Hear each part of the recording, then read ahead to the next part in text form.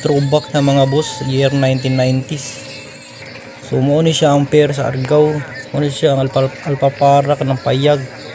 Dayon mo ni siya ang luok sa una, mo ni siya ang dagway sa luok sa una. Subay ni sa minteryo sa luok, dayon makita na di ang tumoy sa lawis. Mo ni siya tumoy sa lawis na dinha kana siya. Ana wala ko kailangan nila sa ni mga tawhana kay year 1980s pa man ni. Wala pa kong panganak ani. So mo ni siya alpapara nga payag. Kani siya nga view, mo ni siya ang suba. Mo ni siya ang suba. Then mo ni siyang bulwarte kaning zoom, mo ni siyang bulwarte.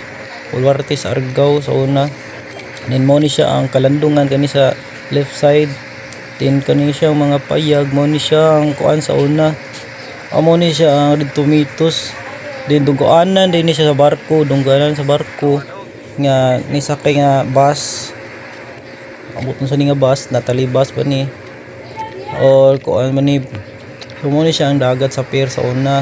So dara na kalikuanan na gyud din sa una sa mga tao dito sa lungsod sa poblasyon sa Argao. So mo ni siya ang dagat, mo ni siya ang dagkoy sa pier sa una na dunggoanan ni siya barko gyud ay so nindot gyud ni siya kapimitan.